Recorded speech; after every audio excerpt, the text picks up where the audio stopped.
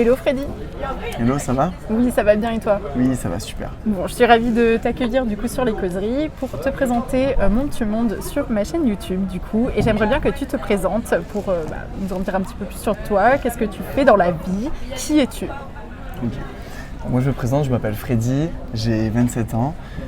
Je me suis lancé du coup dans l'événementiel il y a à peu près 7 ans, en septembre 2016. Ok. Donc dans quoi? Dans les glaces Ice Roll, les glaces à la plancha, tu sais, sur une plaque froide, à moins 30 degrés, que des produits frais, 2 spatules, on envoie du rêve, on envoie des animations culinaires pour justement régaler les convives pour les mariés et pour les pros.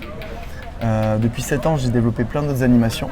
Et maintenant, je fais à peu près entre 100 et 150 événements à l'année à peu près. Ok, Voilà. mais justement, donc c'est hyper intéressant que tu aies démarré par là, puisque ma principale question aujourd'hui, le thème que j'aimerais aborder, le sujet, c'est tout simplement comment tu as fait pour te diversifier, quel est ton parcours, parce que en fait j'aimerais aborder en fait ce sujet de la diversification tu sais, d'une entreprise sur un domaine d'activité initial.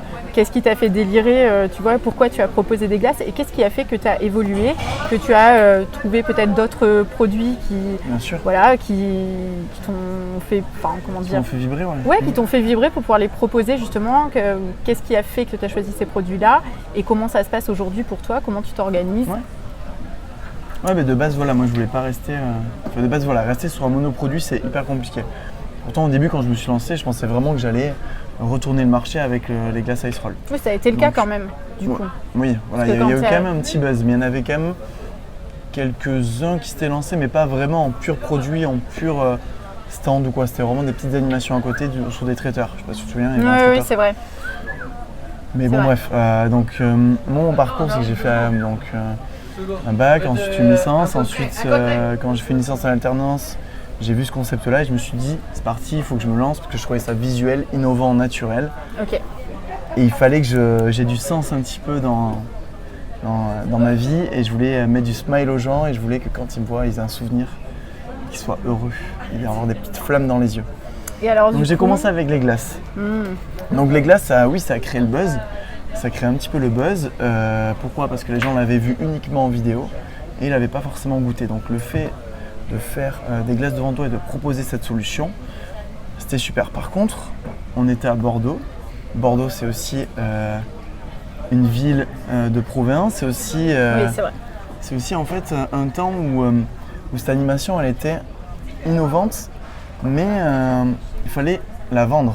Il fallait vraiment la vendre. Et pour le coup, les personnes ne la connaissaient pas. Il fallait vraiment se battre, tu sais, pour vraiment la placer. Et faire sa place. Faire sa place. Les gens ne voient pas forcément l'idée d'une animation comme ça. Ouais. Et quand tu te lances, tu te découvres, tu te dis que tu vas révolutionner le monde, que tu vas gagner de partout, que tu vas en faire plein de prestats, tu es rattrapé par la réalité. Oui, et puis en plus, peut-être que toi, tu t'es projeté sur tu vois, la proposition à, je sais pas, à un type d'événement, et puis en fait, finalement, tu t'es retrouvé avec des demandes que tu vois, dans des secteurs peut-être dans lesquels tu n'attendais pas. Bien sûr, en fait, de base, donc les glaces, ça a fait un petit temps, c'était très bien, mais je me suis rendu compte que il y avait un marché justement dans ces animations culinaires et qu'effectivement, parfois on me disait « Ah, mais est-ce que tu fais ça? Est-ce que tu fais ça ?» Je fais « Non, je fais que les glaces. » « Ah, mais est-ce que tu peux faire ça ?» Je me restais aux glaces. Et du coup, je me suis dit « Mais attends, c'est pas hyper intelligent parce que le modèle des glaces, je peux le répliquer pour d'autres animations culinaires. » Et c'est pour ça que j'ai rencontré aussi, j'ai vu une animation qui était vers Paris, qui était le vélo smoothie. Okay. Et là, j'ai accroché, tu vois, sur le vélo smoothie. Je me suis dit, c'est visuel aussi, c'est participatif, c'est aussi innovant, les gens ne le connaissent pas. Oui. C'est pour ça que j'ai lancé donc cette deuxième animation. Et après de cette deuxième animation, je me suis dit, mais attends, il y a d'autres choses aussi à faire. Pourquoi? Parce qu'il faut toujours se diversifier et ça apporte aussi une nouveauté chaque année aux gens. Et c'est vrai que les glaces, ça ne suffisait pas, donc il faut absolument toucher aussi un maximum de personnes. Et chaque année, ça veut dire qu'en fait chaque année tu vas chercher à venir améliorer en fait tes propositions, ou quand je dis les améliorer, du moins les compléter ou innover. Donc là du coup, alors en fait je t'explique, parce que si tu es là aujourd'hui c'est quand même pas pour rien, c'est qu'on a vu que tu avais une nouvelle proposition dans ta game qui était, les bubble tea. Et du coup c'est aussi c'est aussi ce qui a déclenché ma demande. Ta demande d'envie pour qu'on se rencontre. Pour que tu viennes nous expliquer un petit peu pourquoi les bubble tea, parce que c'est vrai c'est un phénomène en fait en ce moment. Mais c'est vrai que je m'y attendais pas, même moi pourtant qui suis dans le métier du mariage concrètement, je m'attendais pas à retrouver les bubble tea en réception. Là, j'avoue que c'est je trouve que c'est hyper innovateur et je pense que ça va plaire, mais comment tu as eu l'idée? Comment tu es en train de le développer? Okay. Est-ce que tu as fait une étude de marché ou comment est-ce que tu peux être entre guillemets persuadé que c'est une animation qui va cartonner au niveau de l'événement? Déjà, j'avais une envie, j'avais déjà vu que les bubble tea, ça a été créé à peu près, on le voit sur le marché, il y a 5-6 ans déjà. Il y a 5-6 ans déjà, ça a commencé sur Paris et j'avais déjà des vues sur cette animation. Mais concrètement, en fait, ce qui s'est passé, c'est qu'il y a une entreprise qui m'a demandé cette animation-là. Okay. En fait, on avait déjà travaillé ensemble sur le vélo, sur les glaces, donc elle sur d'autres animations. Et on s'est revus. D'ailleurs, je faisais un bar à Acai Bowl. Je ne sais pas si tu vois ce que c'est, les Acai Bowl. Donc, tu vois la petite baie d'Amazonie. Et il me dit, mais attends, mais si tu fais ça, est-ce que tu peux me créer pour moi une animation bubble tea? Et du coup, je me suis renseigné, je me suis testé. On a créé des stands dédiés pour ça. Okay. On a fait 2-3 prestations avant pour bien s'entraîner, pour bien avoir le concept. Okay. Et ensuite, je me suis lancé pour lui. On a fait à peu près plus de 250 bubble tea sur 2 heures. Okay. Avec 2 stands. Et à partir de là, je me suis dit, maintenant je sais le faire et je peux le proposer à mes clients. D'accord. Et du coup, donc si on fait appel à toi, donc tu peux, on va dire, proposer sur le même événement plusieurs ateliers. Oui. Mais alors comment ça? Moi, je suis un peu curieuse parce que je ne les ai pas encore découverts en prestation, n'est-ce pas? Donc, j'aimerais savoir déjà comment ça se passe au niveau de la fabrication. Est-ce que ça te prend du temps? Parce que tout ça, c'est quand même important aussi sur, sur le développement. De ta journée type en gros quand tu proposes cette prestation-là. Moi j'ai l'habitude de les consommer, mais tu vois sur le marché par exemple je vais me balader, je m'achète un bubble tea, je le consomme. Ton petit bubble tea d'ac. Voilà, mais sur l'événement du coup comment ça se passe? Est-ce que c'est toi qui le crée sur place? Qu'est-ce que tu... Voilà. Comment tu t'organises? La base d'un bubble tea, c'est d'infuser du thé à froid. Ouais. Moi, je vais puiser du thé de jasmin, super doux, qui est assez différenciant et qui passe super bien en fait en bouche. Et qui est assez simple, mais qui a des bonnes valeurs florales. T'aimes bien le jasmin? C'est magnifique ça, en plus cette odeur et ta robe. Petit smiley. Et donc l'idée en fait de proposer, tu vois, les bubble tea, c'est que donc, tu infuses du thé et ensuite en fait tu leur proposes des sirops et après tu leur rajoutes des perles de fruits. Les perles de fruits, moi je prends une société qui les fait parce que c'est très compliqué de les faire. Une société française en fait qui les fait. Donc c'est des petites billes de sirop qui éclatent dans ta bouche ou alors c'est des billes de tapioca que là tu fais donc une demi-heure à 1 heure avant et après donc tu les mets sous sachet et ensuite tu les ressors sur la presta et tu leur proposes dans les gobelets. L'avantage des bubble tea, c'est que tu le fais vraiment personnalisé et devant les gens. Donc les gens ils choisissent des sirops, ils choisissent voilà, des billes et puis en avant. Quoi. Donc ils peuvent vraiment, tu n'arrives pas avec quelque chose de préfet en fait, ils peuvent vraiment choisir les saveurs. Donc tu continues de proposer parce que je sais que dans tes propositions c'est vraiment 100% personnalisable dans le sens où voilà, tu as, que ce soit sur les glaces ou voilà, tu peux créer les parfums. Donc tu le déclines également sur le bubble tea en fait. On part sur une base de parfums, ils choisissent et si vraiment ils en veulent par rapport à leur thème. Là, on peut faire des créations. Ok, cool. Là, pour les glaces, tu sais, par exemple, on faisait des glaces au limoncello pour des mariés italiens parce qu'ils voulaient une glace voilà, qui leur fasse rappeler leur pays ou amaretto amareti. C'est les petits gâteaux aux amandes italiens. Voilà, donc vraiment, on peut tout faire. J'avais aussi là, sur le thème Bollywood, on va faire des glaces à l'eau de rose. Ouais. Voilà, donc on peut vraiment tout faire et c'est ça la force de toutes ces animations-là. C'est qu'on part sur une base, sur un stand qui est super bien fait. On part aussi sur des animateurs qui ont le smile et qui bougent vraiment, qui fassent l'animation. Et en plus, après, on a un produit qui leur permet justement d'avoir un moment de fraîcheur et un souvenir. Un vrai souvenir autre du coup qu'ils auront partagé. Exactement. Et justement, alors c'est intéressant que tu parles justement de tes équipes parce que ça fait partie aussi du sujet de se diversifier. Oui. Quand tu as commencé les Animes de Freddy donc sous Ice Roll du coup au départ, Du coup, c'est toi qui as assuré toutes les prestations. Maintenant, tu as tellement de propositions. Comment ça se passe? Quel a été en fait le processus qui a fait que tu as augmenté aussi tu t'es entouré, tu as des équipes avec qui tu travailles. Comment ça se passe la diversification, mais de ce point de vue-là, du point de vue humain et logistique en fait? Au début, tu fais toutes tes prestations. Et au début, donc les premières années, ça va, tu n'en as pas forcément, mais pas forcément un maximum. Mais quoique, très vite, en fait, tu te rends compte que la plupart des gens, ils peuvent te demander plusieurs dates. Enfin, de plusieurs prestations sur la même date. Et moi, je trouvais ça inadmissible que je puisse refuser en fait des prestations. Donc, qu'est-ce que j'ai fait du coup? Ce que j'ai fait, c'est que j'ai investi dans d'autres stands, mais ces autres stands, il faut bien que les gens viennent des animateurs pour les faire. Du coup, j'ai formé des personnes autour de moi et maintenant j'ai entre 5 et 6 animateurs. Okay. Mais toujours avec l'esprit, moi je veux des jeunes qui ont le smile, qui présentent bien, qui créent en fait du moment, qui me représentent vraiment. Et donc le fait en fait de les avoir recrutés, maintenant c'est encore mieux parce que je leur installe le matériel, ils viennent sur la presta, ils font la prestation et moi je m'occupe plus de la partie logistique, de vie et avec les clients. Et en plus aussi, je peux faire les prestations. Okay. Donc c'est pas mal de nœuds au cerveau.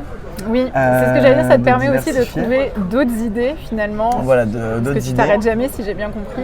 Oui, voilà, mais le but c'est ça en fait, c'est d'avoir de faire de nouveaux investissements, d'avoir encore plus d'animation et c'est ça qui est super. Du petit stand de glace, maintenant je me retrouve avec 3 stands de glace, avec 4 autres stands, avec 2 vélos smoothie, avec 5-6 animations. Et en 5-6 ans, donc je suis assez content. Ouais. Oui, c'est une belle évolution. Et toujours avec des nouveautés. Et je pense que je vais encore avoir plein de nouveautés, mais toujours garder l'aspect animation culinaire. Et pas empiéter sur du traiteur ou ce genre de choses. Oui, ce que tu proposes, c'est vraiment de l'animation. En tout cas, ça reste une partie de la réception, mais tu vas pas proposer, par exemple, un service dîner complet. Non, ouais. C'est toujours des compléments au dessert, c'est des compléments des options. De goûter, c'est des compléments, c'est pour combler des moments.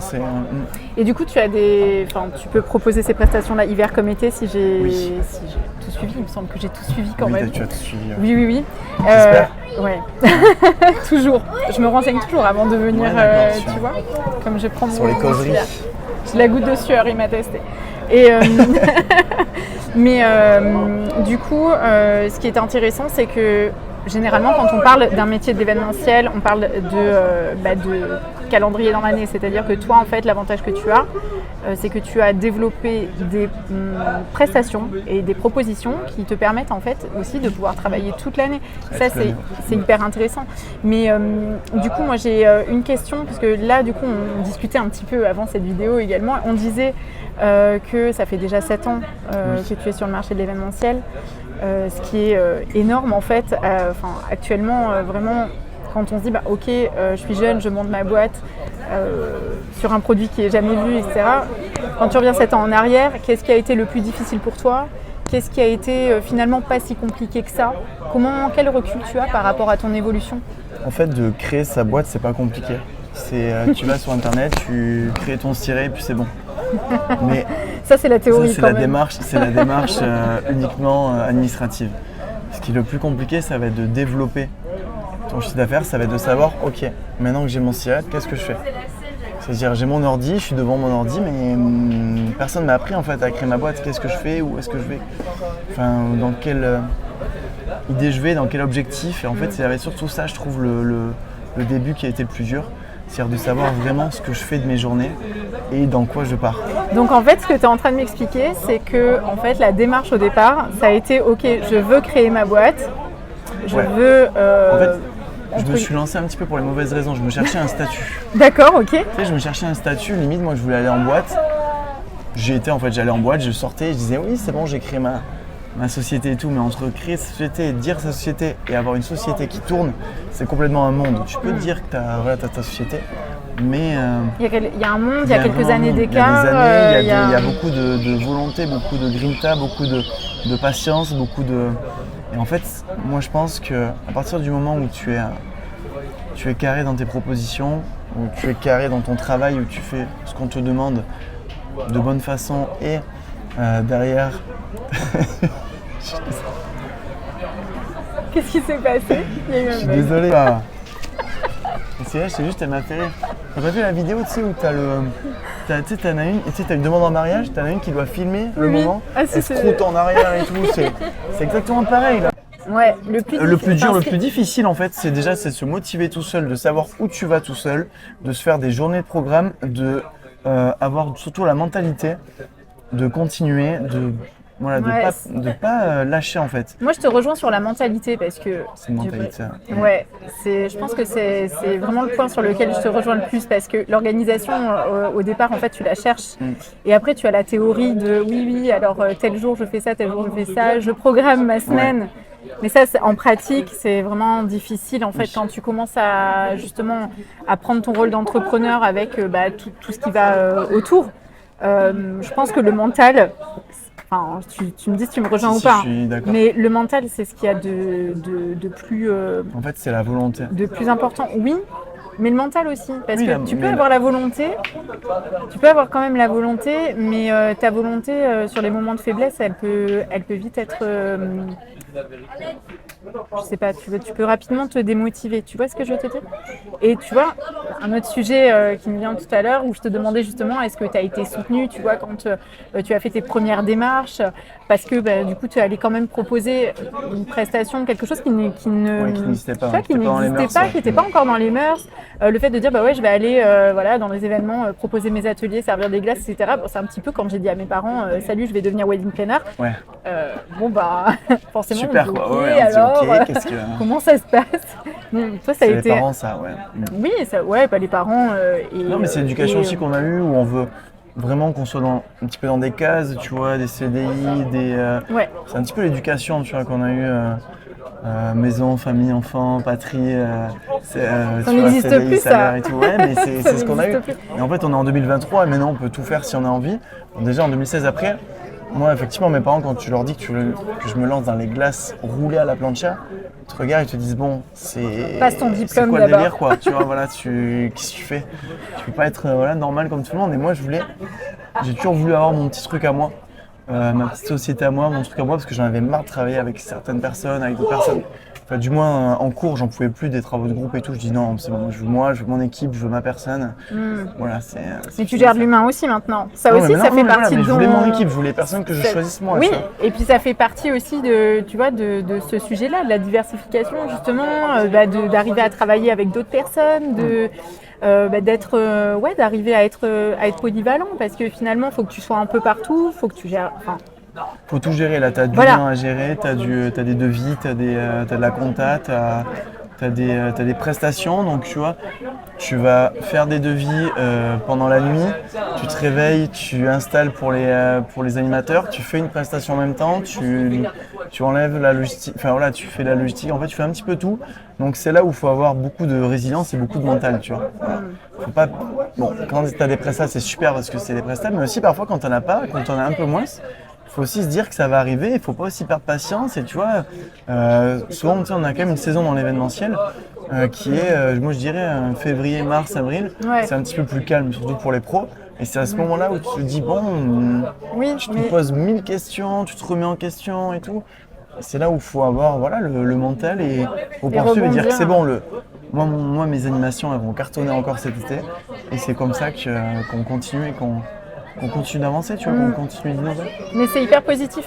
Tu sais, récemment, moi alors je ne sais plus avec qui j'ai eu cette discussion, mais je suis certaine que je l'ai eue, où on parlait justement des secteurs d'activité qui se diversifiaient.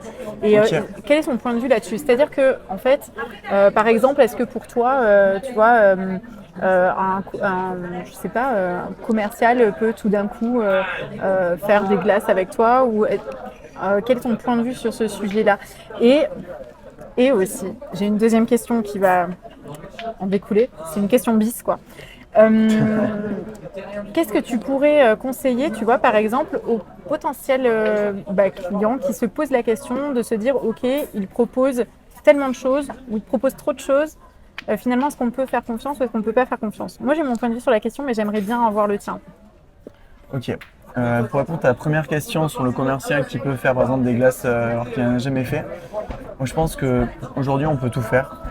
Il suffit uniquement, je te redis, tu vois, Alors, rigueur, si tu es vraiment pas formé, de se former un petit peu. Oui. Mais voilà, tu apprends. Si en fait, à partir du moment où tu as un profil, où tu as une base où tu es, où tu es fort un petit peu dans ce que tu fais, tu vas être fort partout dans ce que tu fais. C'est-à-dire que si tu te lances dans cette animation-là, non, si tu es commercial et que tu es fort en tant que commercial, pourquoi tu ne réussirais pas dans un autre métier où tu aimes bien aussi? C'est juste, moi je pense, le mindset et la volonté. Oui, voilà, c'est pas incompatible en fait. C'est pas incompatible. Et puis en plus, c'est super important de se diversifier. Là, tu fais une partie de chiffre d'affaires, mais chaque année, on est obligé d'avoir un chiffre d'affaires supplémentaire, donc d'avoir des charges supplémentaires. Tu sais, on a des charges supplémentaires, on se développe, donc on a des charges fixes, on a des coûts de revient qui augmentent aussi. Mais en fait, ça aussi, il faut toucher d'autres marchés. Et c'est hyper important d'innover, de se diversifier pour justement, là c'est une partie purement comptable, mais d'avoir aussi un petit peu plus de chiffre d'affaires. Mais à partir du moment où tu as un bon produit de base, où tu es fort, tu vas très bien, tu vas t'en sortir, tu vas être très fort dans tes autres animations. Et donc pour toi, on est d'accord que c'est pas quelque chose qui est négatif, par exemple. C'est très bien de se diversifier. On est d'accord, mais même vis-à-vis, pour l'entrepreneuriat, d'un point de vue entrepreneurial, je te suis, mais d'un point de vue client, est-ce que, par exemple, ça t'est déjà arrivé d'avoir un client qui te dise « Ah mais non, mais toi, normalement, tu proposes des glaces, pourquoi tout d'un coup, tu te mets à faire des bubble tea ?» Oui, des bubble tea, ouais, ok. Est-ce que tu as déjà eu ce questionnement ou alors, au contraire, est-ce que tu as été bien accueilli, justement, et on t'a dit « Ah mais génial, en fait, tu vas pouvoir nous proposer les deux ». Comment ont réagi, en fait, tes clients, ceux qui font appel régulièrement à toi et les nouveaux aussi, ceux qui font appel à toi chaque année, ceux que les wedding planners, du coup, Bien sûr. Les clients, ils m'ont vu sur une animation que je maîtrise. Et donc, en fait, ils me font confiance pour les autres animations que je vais lancer. Pourquoi ? Parce que je leur ai montré que dans cette animation, je suis bon. Mais dans les autres animations que je vais faire, pour moi, il est interdit de proposer quelque chose qui soit en dessous, quitte à ce que je perde de la marge ou à ce que je ne sois pas rentable. Je préfère avoir une prestation qui soit super, qui soit validée, mais pour éviter, en fait, d'avoir une presta qui est moyenne, où ils vont se dire « Ah ouais, là, il est pas super bon ». Donc je préfère mettre toutes les chances de mon côté et travailler dessus pour avoir des superbes animations que l'inverse. Et par contre, entre les glaces et les bubble tea, ça reste des animations, ça reste des légères animations de restauration. Moi, demain, jamais je vais faire par exemple des petites pièces cocktails comme les traiteurs ou quoi, parce que c'est pas ma valeur ajoutée. Ou alors d'autres prestas où il y a d'autres valeurs qui sont un petit peu plus fortes. Là, je vais m'entourer de bonnes personnes pour justement faire ces prestations, mais ce ne sera pas moi qui vais assurer. Et ça, mais oui, on peut faire, mais il faut juste bien s'entourer, mettre dans l'innovation, investir dans l'innovation, ça fonctionne. Tes produits vont être meilleurs que le pionnier qui va être là depuis 20 ans, parce que justement, toi, tu vas avoir une vision nouvelle sur le produit, et tu vas pouvoir apporter ta valeur avec tout ce que tu as présenté avant. Ok. Mais c'est hyper intéressant. Pas mal. Tu as trouvé le bon conseil, le bon raisonnement. Et donc toi, c'est super ce que tu fais avec tes nouveaux produits. Oui, c'est vrai, mais c'est de la diversification aussi. Mais tu vois, c'est de la remise en question et c'est aussi pour ça que j'aime beaucoup proposer ces formats de discussion et d'échange parce que on est tous humains et qu'on se remet en question à un moment donné. Mais surtout... ce que j'aimerais, c'est juste passer justement ce type de message-là, c'est-à-dire je pense que maintenant, ça sert à rien de se mettre des barrières et je pense que c'est bien aussi de pas de le crier sur les toits, mais c'est pas, de le clamer haut et fort, entre guillemets. Voilà, on peut très bien faire une activité et se diversifier sans pour autant avoir ce point de vue négatif, tu sais, du prestataire qui veut tout faire et rien faire. Enfin, je dis pas qu'il y en a pas, il y en a certainement, mais justement, c'était intéressant pour moi d'avoir un profil aujourd'hui qui vienne dans les causeries pour montrer justement que ce que tu proposes, c'est toujours quelque chose qui, au départ, te fait vibrer à toi. Bien sûr. Et que du coup, tu veux le transmettre. Et c'est ce qui se passe moi aussi avec mes coachings, c'est répondre aussi à quelque chose, à une demande à laquelle je ne pouvais pas répondre. Et c'est pour ça que j'ai créé ces coachings-là. Bien sûr. C'est pas pour dire... le nombre de futurs mariés que tu vas rassurer grâce à tes... T'imagines le nombre de futurs mariés qui vont adorer tes bubble tea. Qu'est-ce qu'il me tarde. Bon, en tout cas, c'était très très cool de te recevoir. J'ai une dernière question à te poser. Plaisir. J'aimerais bien savoir qu'est-ce que le Freddy d'il y a 7 ans conseillerait au Freddy de maintenant. Le Freddy d'il y a 7 ans conseillerait au sur Freddy... ton parcours. Non, le Freddy de maintenant conseillerait à celui de il y a 7 ans Oui, peut-être dans ce sens-là. Oui, voilà. On va la refaire la question. Le Freddy jeune ou Freddy plus vieux? Je me suis, tu sais, là, mélanger les pinceaux entre les temps. Mais ma question, elle est top, je trouve. Je trouve qu'elle est vraiment top. On dirait au... Qu'est-ce que le Freddy jeune?